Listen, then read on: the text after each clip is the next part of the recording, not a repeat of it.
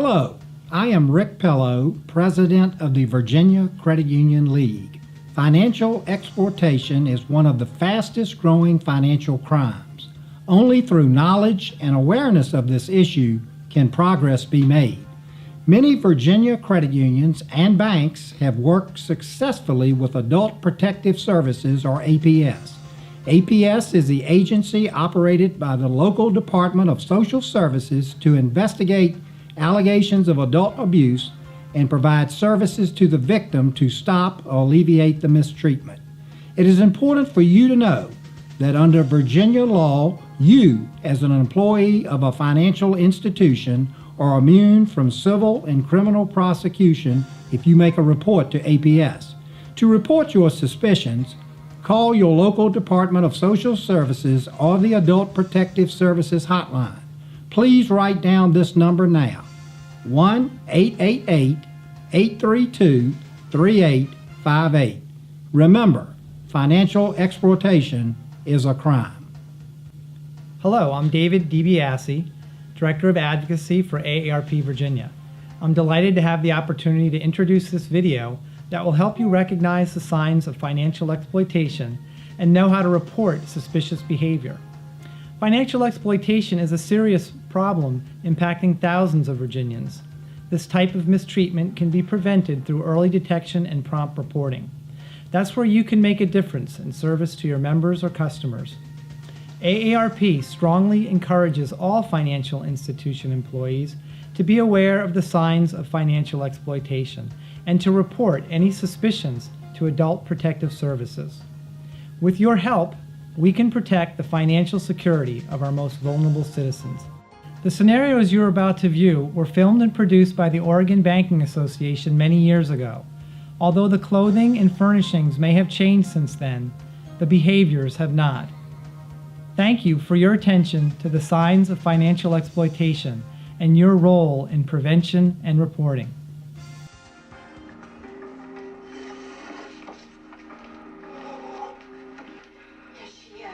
She moved out. She sold this place. I heard somebody told, and they're selling this place.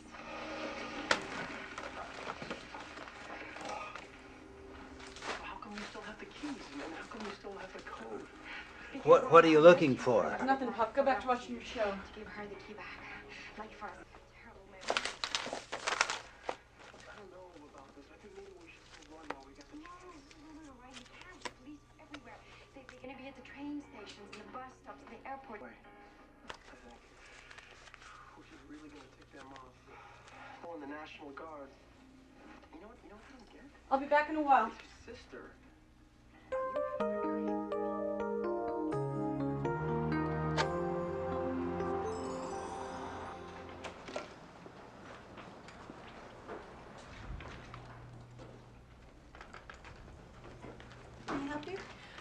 This card doesn't work. Why can't I get my money out of the machine? When I used it earlier, it was fine. Maybe you've exceeded the limit for today. May I see your card?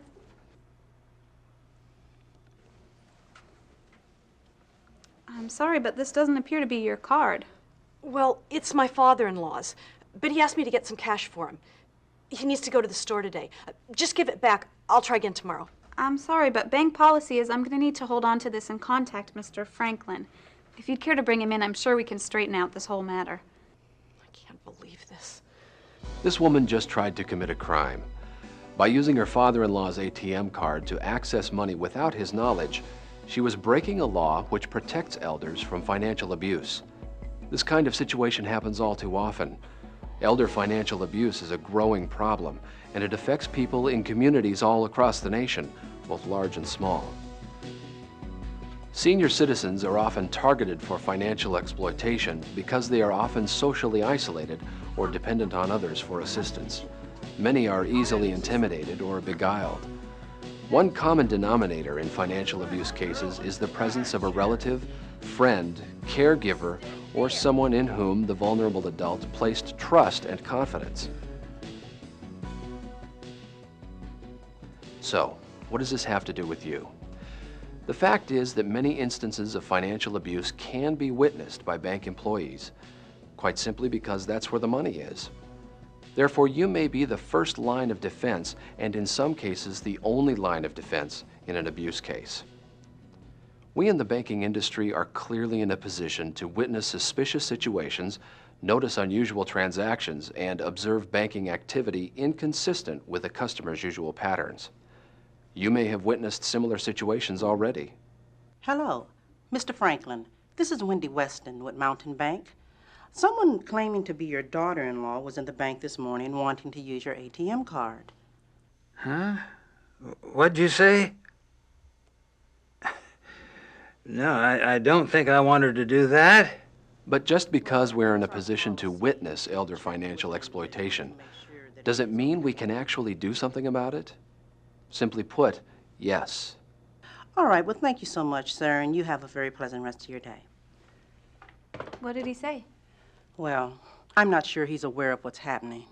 I think I'm going to call Adult Protective Services. What can they do? By reporting suspected elder financial abuse to Adult Protective Services or the police, financial institutions provide a key initial step to uncover abuse that might otherwise go unnoticed. In other words, reporting such cases is good customer service. The stories you're about to see are based on real cases. They illustrate some of the many ways in which elders are robbed of their money. Mrs. Roberts wants me to have power of attorney for her. Can you do that here? Mrs. Roberts, is that correct? Do you want Miss Simpson here to have power of attorney? I don't know what you're talking about. She's not all together up here, you know. That's why I need to have power of attorney. Well, actually, we don't do that at this office. One day, an elderly customer, Mrs. Roberts, came into the bank with her caregiver. It looked to me like Mrs. Roberts was very confused. Her caregiver was trying to obtain power of attorney.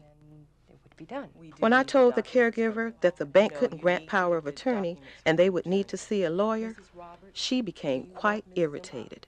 After some complaining, she took Mrs. Roberts and left the bank. I was really uncomfortable about the situation.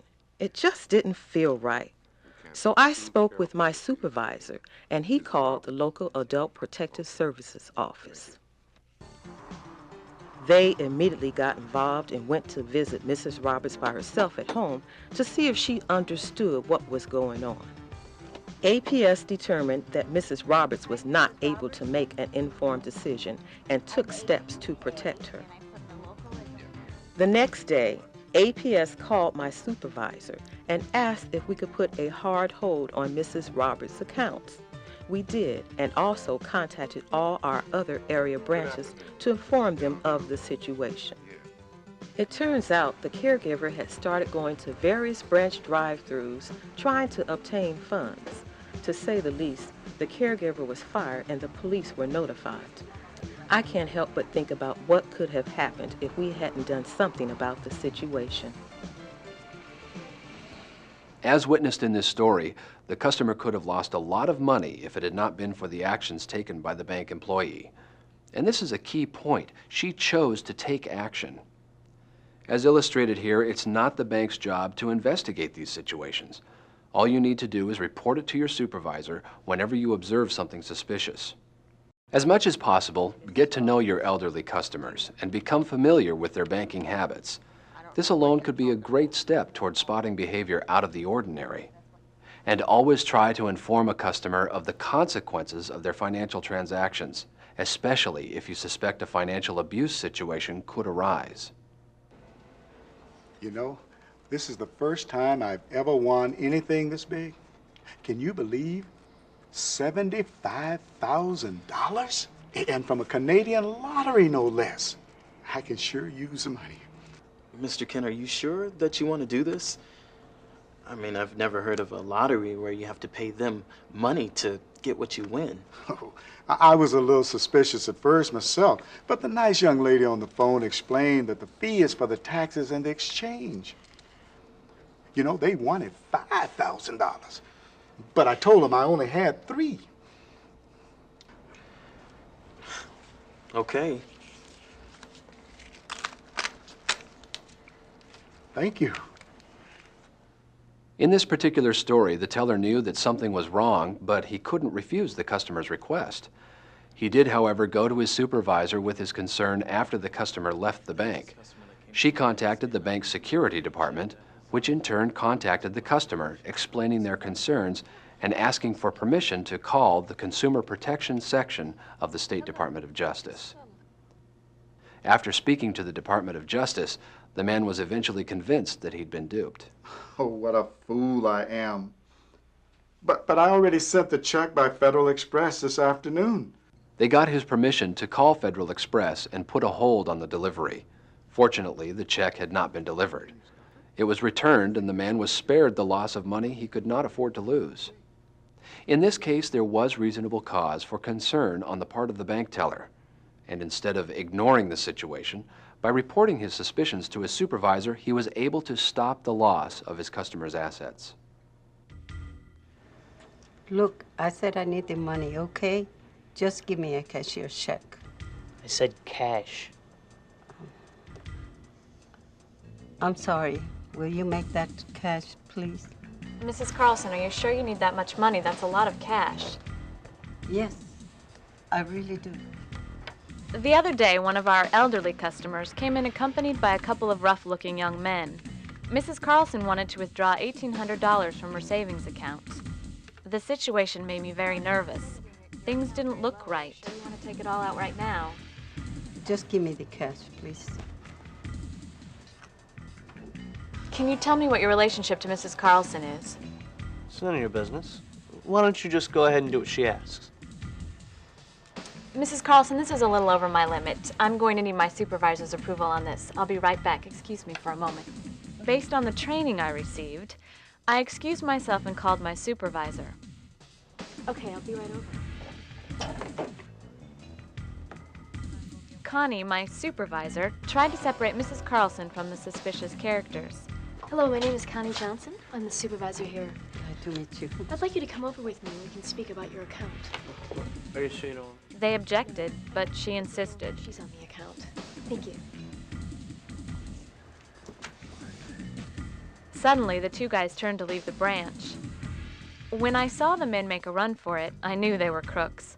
I hit the suspicion camera button to get a picture for the police and noted the time and date. As it turns out, Mrs. Carlson said these guys were wanting to be paid for work they claimed to be doing on her roof and gutters. Only she couldn't understand why her roof needed work, since it looked okay to her. Instances of abuse by perpetrators intimidating an elderly victim to pay for unsolicited work are all too common. As illustrated in this case, by simply separating the customer from the suspected perpetrators, it can often be determined if the situation is legitimate. It needs to be said here that if you're ever concerned for the physical safety of your customer, tell your supervisor immediately and let them determine if the police need to be called in. Most customers will gladly put up with the request for verification if they're conducting a legitimate transaction. In cases like this, it's better to be safe than sorry. Finally, if you have any reason to believe that foul play is involved, having a photographic record could make all the difference in catching the perpetrators.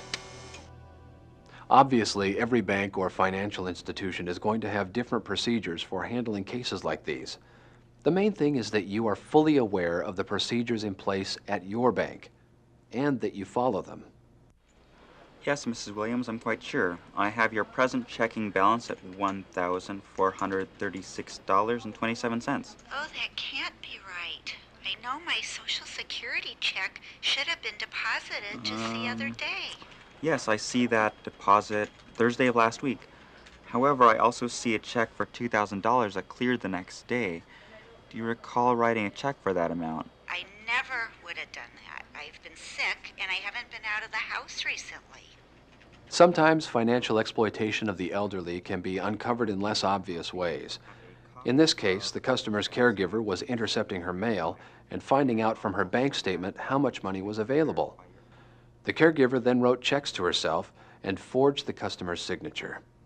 Fortunately, the customer called in because of the missing statement, and the phone banker followed up by calling Adult Protective Services. Just think what could have happened if the customer was not mentally capable of noticing the missing statement. I know, but she really wants my name added to her account. She's so old and frail, and she just wants me to be able to help her. I'm sorry, Mr. Schulte, but I just can't do that without her written authorization. What is your relationship to Mrs. Pearson? I'm her grandson. Look, I know this is a little out of the ordinary, but I do have power of attorney for her. Oh, really? Well, may I see your papers, please? Wouldn't you know it? I left them at home. In that case, you're going to have to bring your grandmother into the bank to sign the authorization. I'm sorry. Look, like I said, she's way too frail to leave the house right now. Can't you just give it to me? I'll have her sign it at home. I'm her live-in caretaker now.